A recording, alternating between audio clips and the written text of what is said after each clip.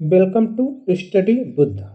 आज है 16 मई 2024 और 16 मई से बनने वाले सभी महत्वपूर्ण प्रश्नों पर हम डिस्कस करेंगे। साथ में मैं आपको प्रत्येक प्रश्न से संबंधित इम्पोर्टेंट फैक्ट्स भी बताऊंगा।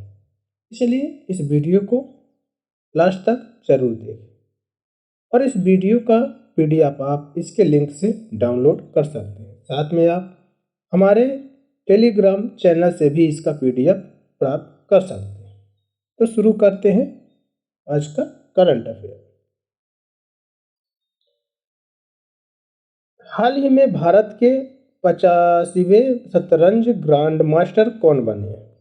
Who has recently become the 85th chess grand master of India? Option number A है P Shyam Nikhil, option number B है Viswanathan Anand, option number C है Koneru Humpy, option number D है आर वैशाली। इसका सही आंसर है option number A P Shyam Nikhil. ये कौन है? पी श्याम निखिल। तमिलनाडु के पी श्याम निखिल ने देश के 85वें ग्रैंड मास्टर जीएम बने हैं। P S Shyam Nikhil of Tamil Nadu become the 85 grand master of the country. 2024 Dubai police master शतरंज टूर्नामेंट में प्रतिष्ठित तीसरा और अंतिम जीएम मानदंड हासिल किया। Achieved the prestigious third and final GM norm at the 2024 Dubai police master chess tournament. 2021 अंतर्राष्ट्रीय मास्टर का खिताब भी जीता इन्होंने।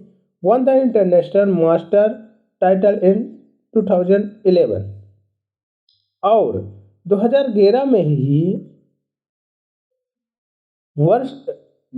ही मुंबई मेयर कप में अपना पहला जीएम मानदंड भी इन्होंने हासिल किया है। And achieved his first GM norm in the Mumbai mayor cup in the same year and 2011। 1988 में देश के पहले ग्रैंड मास्टर विश्वनाथ आनंद और महिला ग्रैंड मास्टर खिताब हासिल करने वाली पहली भारतीय महिला कोनेरू हम्पी जैसे शानदार नाम शामिल है। It include illustrious name like the country's first Grand Master Vishwanathan Anand and 1988 and Koneru Hampi the first Indian woman to achieve the Women Grandmaster title. Next question, हाल ही में किस म्यूचुअल फंड को आरबीएल बैंक में हिस्सेदारी बढ़ाने की मंजूरी मिली?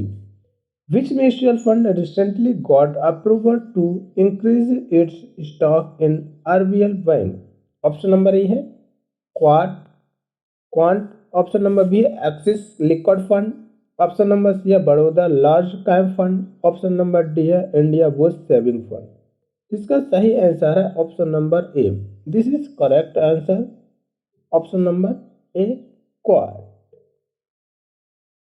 तो भारतीय रिजर्व बैंक आरबीआई ने क्वांट म्यूचुअल फंड को आरबीएल बैंक में अपनी हिस्सेदारी बढ़ाकर 9.98% करने की अनुमति दे दी है। The reserve bank of India has allowed Quant mutual fund to increase its stock in RBL bank to 9.98%। Next question, आर्थिक think tank global trend research initiative के आंकड़ों के अनुसार वित्तीय वर्ष 2023-24 में कौन सा देश भारत का नंबर 1 ट्रेडिंग पार्टनर बना है? According to the data of economic think tank Global Trade Research Initiative, which country has become India's number 1 trading partner in the financial year 2023 and 24? Option number A है America, option number B है चीन and option number C है रूस and option number D है Singapore. तो this is correct answer option number B, this is China, चीन। 2023-24 में चीन संयुक्त राज्य अमेरिका को पीछे छोड़कर भारत का सबसे बड़ा व्यापारिक भागीदार बनकर उभरा है। China is set to overtake the United States to become India's largest trading partnership in 2024 23 and 24। Bharat और चीन के बीच दो तरफा व्यापार 118.4 अरब डॉलर का रहा, जो अमेरिका के साथ 118.3 अरब डॉलर के व्यापार से थोड़ा कम है। तो bilateral trade with the US $118.3 billion and China stock at the $118.4 million, slightly lower than। पिछले वित्तीय वर्ष में चीन को भारत का निर्यात प्रभावशाली 8.7% बढ़कर $16.67 बिलियन हो गए। India's exports to China grew an impressive 8.7% to $16.67 billion last fiscal year।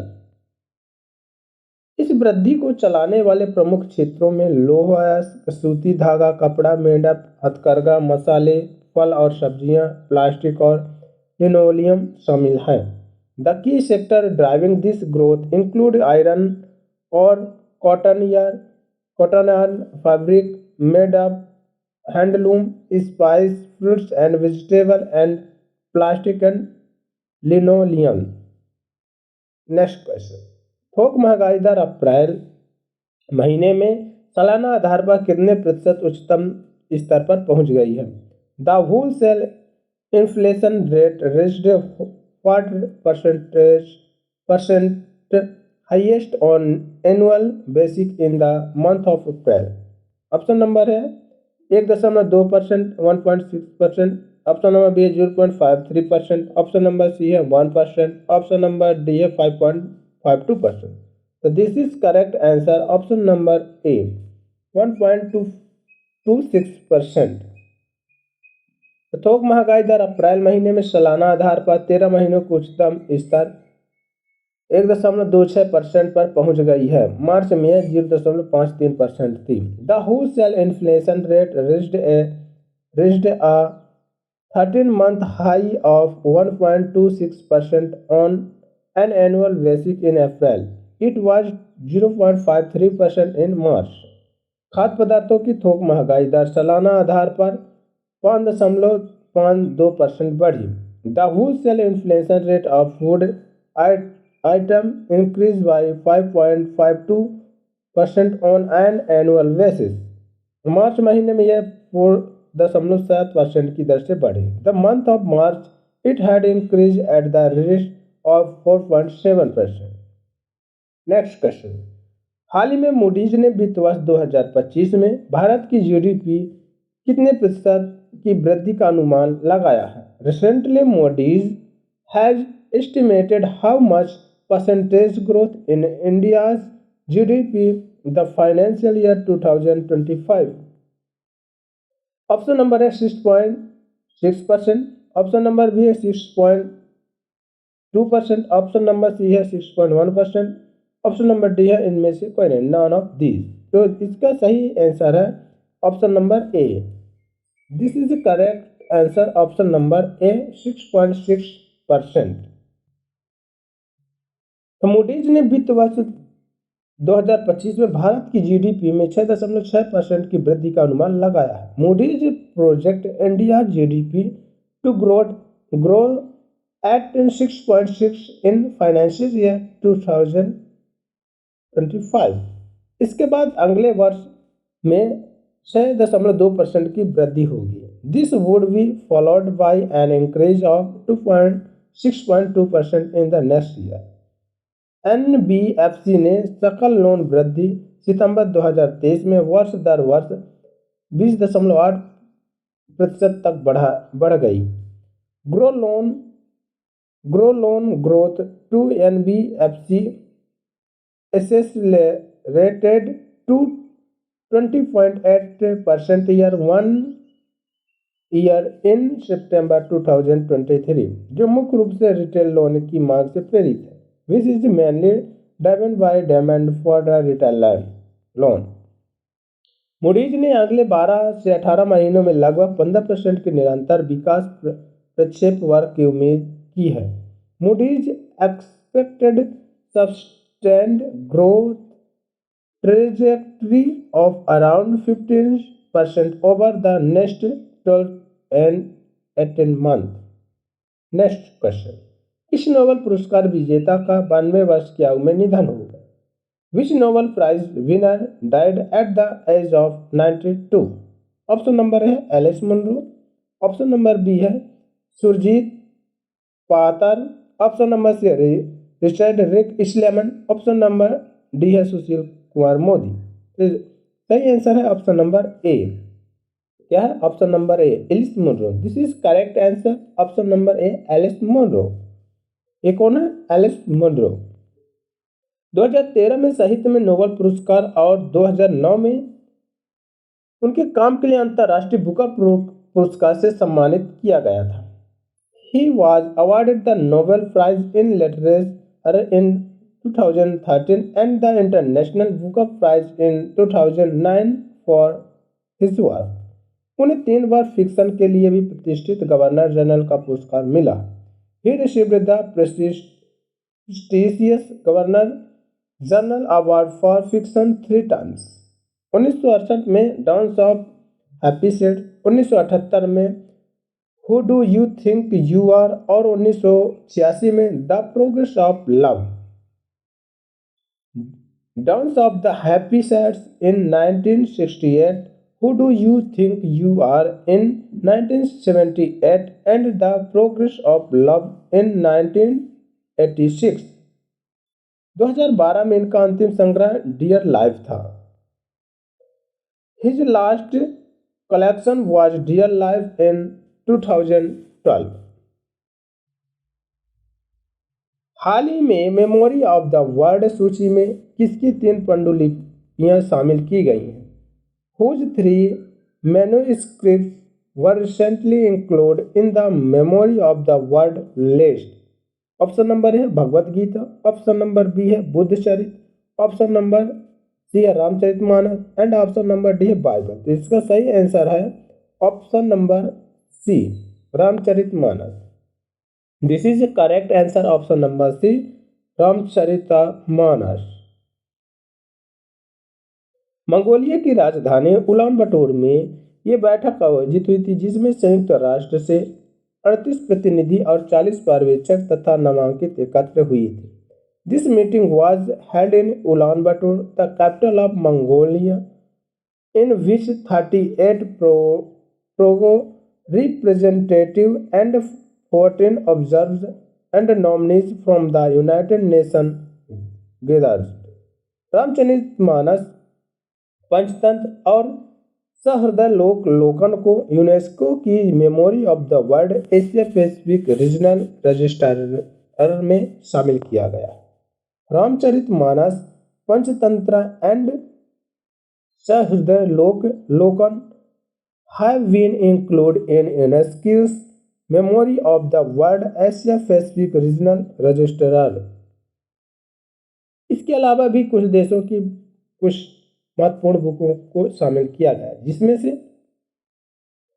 फुनाफुटी the Edgeworth David 1897 expedition document, ये ऑस्ट्रेलिया की और तुवालू की है।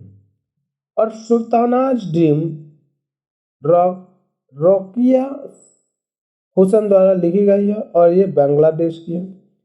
Achieved relating to the Chengdu traditional tea houses, ये चाइना की है। ख्वाजू जेनेलॉगी आर्चिव्स, ये भी चाइना की है। Printed block house at the Derge printing house, ये भी चाइना की है। The illustrated manuscripts of Ramcharitmanas और तुलसीदास, ये इंडिया की है।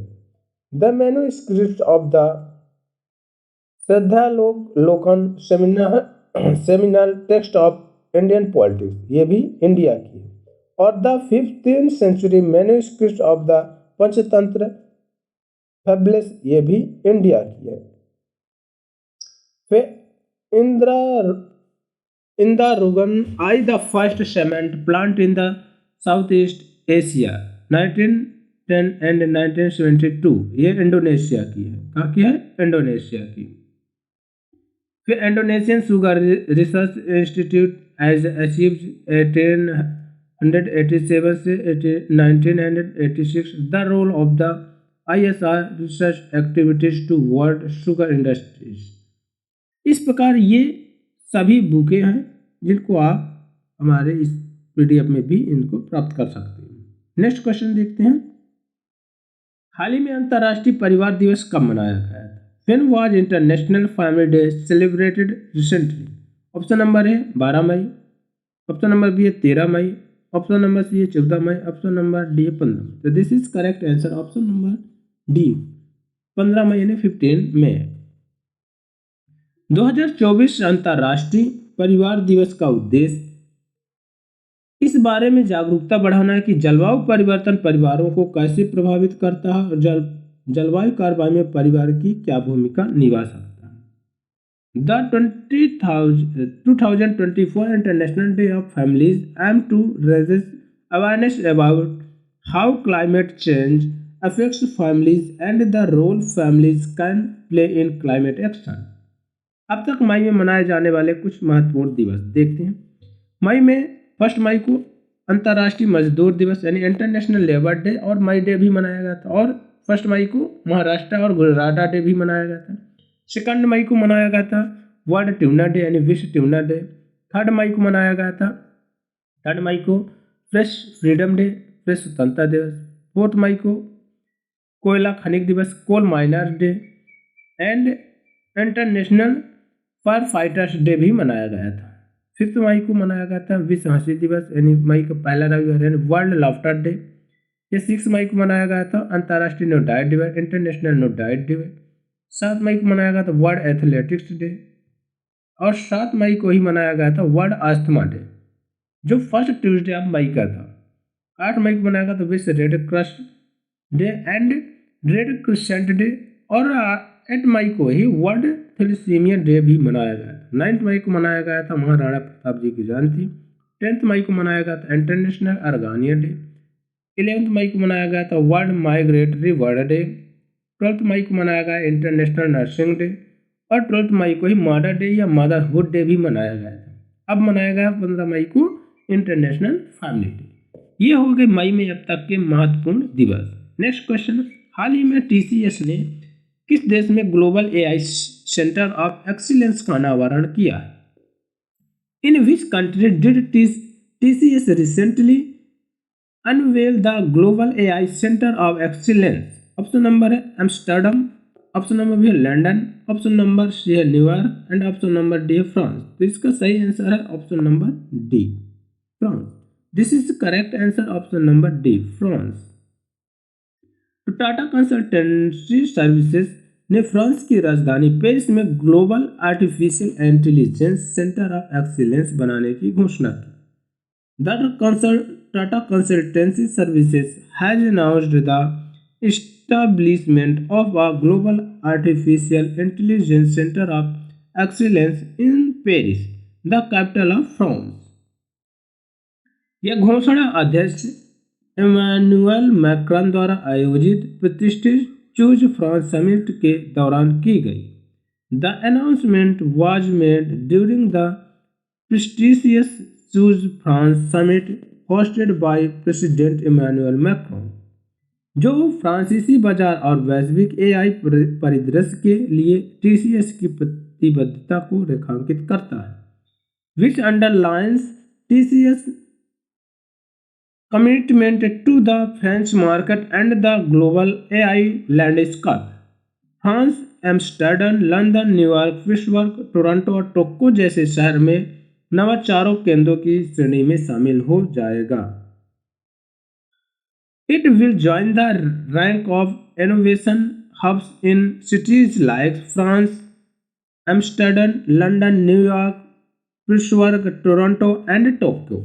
टाटा कंसल्टेंसी सर्विसेज की स्थापना कब हुई थी? यानी 1986 को। ये कब फाउंडेड हुआ था? 1968 को। इसका हेडक्वार्टर मुख्यालय कहाँ? मुंबई में।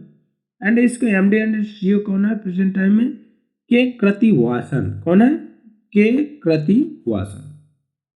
नेक्स्ट क्वेश्चन, हाल ही में किसे ग्लोबल एक्सीलेंस अवार्ड 2024 से सम्मानित किया गया? Who was recently awarded the Global Excellence Award 2024? Option number A है Shilpa Shetty Kundra, option number B है Chandrakant Satija, option number C है Alice Munro, option number D है सुरजीत पतार। इसका सही आंसर है option number B, Chandrakant Satija. कौन है ये? संत चंद्रकांत सतीजा। और इनको कौन अवार्डेड कर रही हैं? शिल्पा शेट्टी। तो प्रसिद्ध शिक्षाविद और चंद्रा एडमिशन कंसल्टेंट्स के संस्थापक और सीईओ चंद्रकांत सतीजा को ग्लोबल एक्सीलेंस अवार्ड 2024 से सम्मानित किया गया। Chandrakant Satija renowned educationist and founder and CEO of Chandra admission consultants was honored with the Global Excellence Award 2024। प्रसिद्ध बॉलीवुड अभिनेत्री शिल्पा शेट्टी कुंद्रा द्वारा प्रस्तुत पुरस्कार ने सतीजा को विदर्भ क्षेत्र में सबसे भरोसेमंद प्रवेश सलाहकार के रूप में मान्यता दी है। The award presented by renowned Bollywood actress Shilpa Shetty Kundra recognized Satija as most trusted admission consultants in the Vidarbha region. ये हो गए आज के सभी महत्वपूर्ण प्रश्न। फ्रेंड्स, यदि आपकी कोई क्वेरी है तो आप कमेंट बॉक्स में ज़रूर टाइप करें एंड अपने दोस्तों तक इसे ज़्यादा से ज़्यादा शेयर एंड सब्सक्राइब जरूर करें। Thanks watching this video.